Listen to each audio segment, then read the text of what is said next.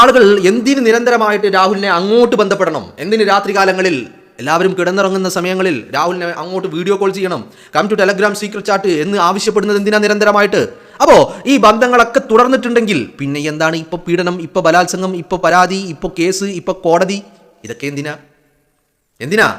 ഇപ്പോൾ ഒരു വ്യക്തിയെ ഇവിടെ നമുക്ക് മനസ്സിലാവുന്ന കാര്യം, ഏതൊരുത്തനെയും ഒരാണിനെ വീഴ്ത്താൻ ഒരു സ്ത്രീ മുന്നിൽ വന്ന് ഒരു പരാതി കൊടുത്താൽ മതി. ആ പരാതി വാസ്തവമാകണമെന്നില്ല, വസ്തുതാപരമാകണമെന്നില്ല.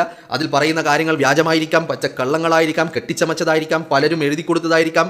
ഒക്കെ ആണെങ്കിലും ഒരു ആണിനെ വീഴ്ത്താൻ ഒരു സ്ത്രീ ഒരു പരാതി നൽകിയാൽ മതി എന്നുള്ളത് രാഹുൽ മാങ്കൂട്ടം വിഷയം നമ്മളെ പഠിപ്പിക്കുകയാണ്, അല്ലേ? അതല്ലേ ചെയ്യുന്നത്. അപ്പോൾ ഇത്തരത്തിലുള്ള പ്രവണതകൾ അത് അടുത്ത കാലത്ത് വല്ലാതെ അധികരിച്ച് വരുന്നുണ്ട്.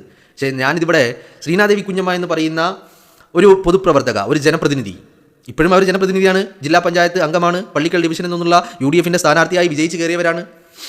ഈ കഴിഞ്ഞ കാലം വരെ അവർ CPIയുടെ ഭാഗമായിരുന്നു, LDFൻ്റെ ഭാഗമായിരുന്നു.